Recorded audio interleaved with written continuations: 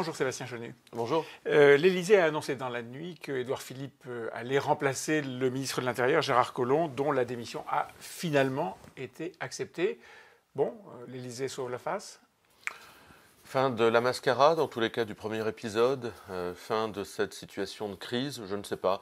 Vous savez, chaque semaine, depuis désormais cet été, le gouvernement subit une situation de crise quand il ne l'allume pas lui-même. Je repense évidemment au problème du prélèvement des impôts à la source, où c'était le président de la République lui-même qui avait allumé la mèche. Ça valait le coup de vérifier. Mais non, on ne voit plus la très bien. La supposition que Gérald Darmanin s'était fait, comment dire, un peu...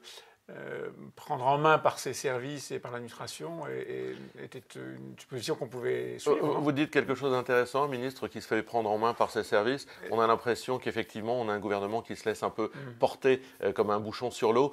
Le problème, et vous le voyez dans cette affaire, moi j'ai, au moment où Redouane Faïd vient d'être arrêté, moi j'ai une pensée pour les forces de l'ordre qui sont sur le terrain et qui ont travaillé, qui travaillent sans capitaine. La continuité de l'État, elle est liée à la capacité aux forces de l'ordre sur le terrain à continuer à œuvrer. Mais face à des gouvernants qui ne tiennent pas la route... Tous ceux qui disaient jusqu'à encore hier soir, ou même cette nuit, les forces de l'ordre sont désappointées, le ministère n'est plus dirigé.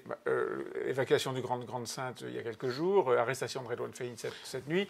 Le ministère de l'Intérieur fonctionnait en dépit du fait que... Fonctionnait même sans ministre de l'Intérieur. Vous savez, comme l'État belge a fonctionné, son gouvernement, pendant des mois. Il y a une continuité républicaine de l'État dans notre pays. Il faut s'en réjouir. Et c'est dû à la solidité et nos institutions et des professionnels. Mais ce n'était pas très sérieux de voir un ministre d'État prendre la poudre d'escampette au moment même où les Français ont considérablement besoin d'être protégés. Marine Le Pen disait c'est un sketch, c'est le cirque, ça doit finir. C'est fini. Oui, c'est fini jusqu'à la prochaine fois. Vous savez, on a eu Nicolas Hulot, on a eu Laura Flessel. Chaque ministre fait un petit peu ce qu'il veut dans ce gouvernement.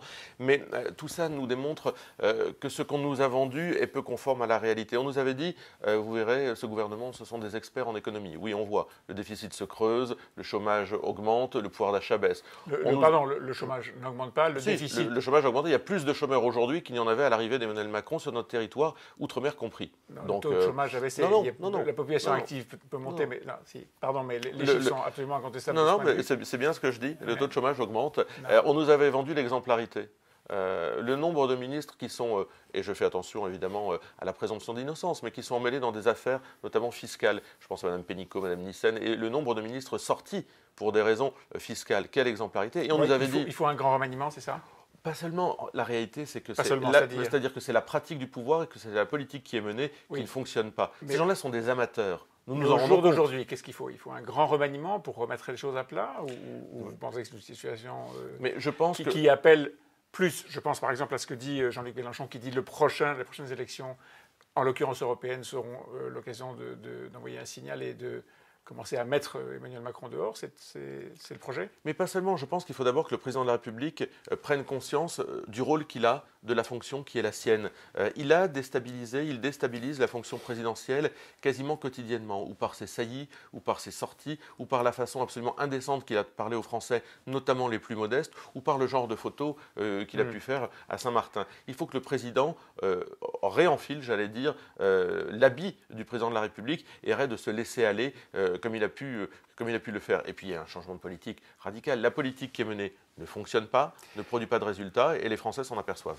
À chacun ses problèmes d'équipe, si j'ose dire, problèmes d'équipe au gouvernement. Vous êtes membre du Conseil régional du Nord et vous étiez vice-président, vous renoncez. Il y a des problèmes au sein du Rassemblement national qui sont assez considérables, des problèmes d'hommes, des aigreurs, des sujets qui font que 2 vice-présidents du Conseil régional ont démissionné de leur fonction à la tête de cette partie du Rassemblement national.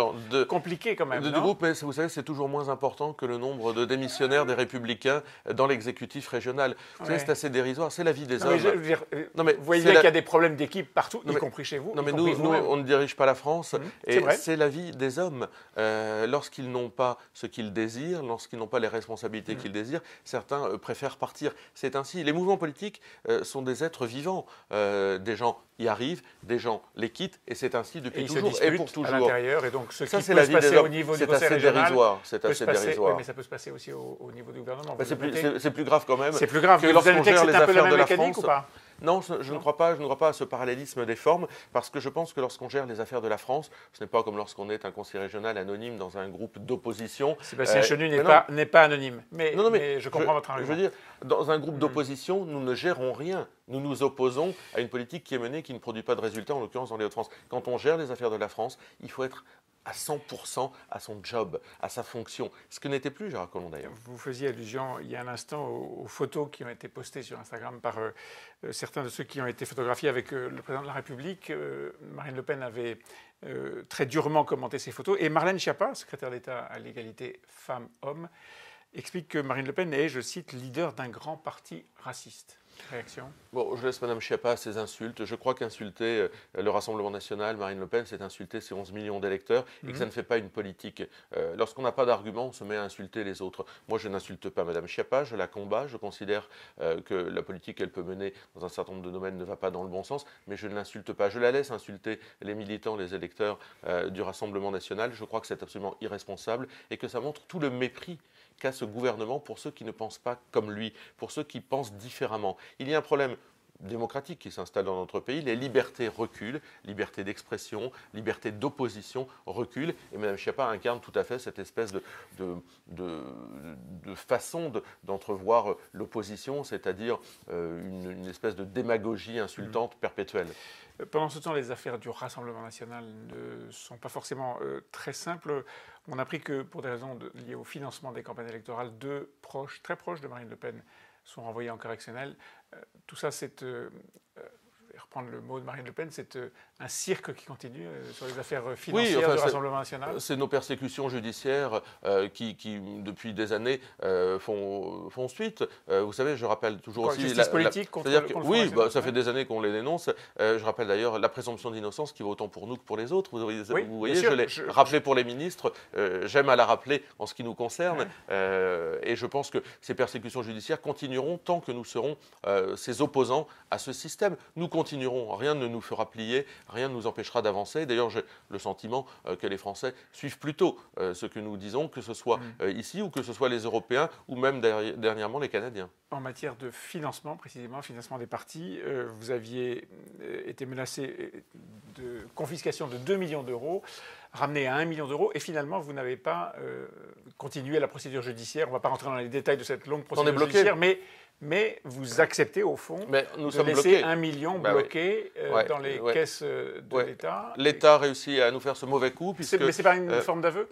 Ah ben non, ce n'est pas une forme d'aveu, c'est tout simplement parce que nous devrions, pour pouvoir nous pourvoir en cassation, renoncer aux 1 million d'euros qui nous ont été attribués. Ça n'est pas suspensif, le million d'euros resterait gelé. Ce qui nous empêcherait de fonctionner. Voilà. Et nous voulons fonctionner, nous avons des échéances importantes à préparer, donc nous devons nous contenter de cela, alors que sur le droit, sur le fond, sur le point de droit, nous contestons cette décision évidemment. Et donc vous allez en justice malgré tout ? Écoutez, on va voir s'il y a d'autres solutions, c'est entre les mains de nos avocats, mais nous considérons que nous avons été spoliés d'1 million d'euros, quoi qu'il en soit. Mais vous ne faites pas appel en justice. Nous ne pouvons pas, sinon nous sommes privés du fameux million d'euros. Et donc vous considérez que la procédure est close et vous de fait, si on nous en empêche, oui, nous sommes obligés. Et donc ?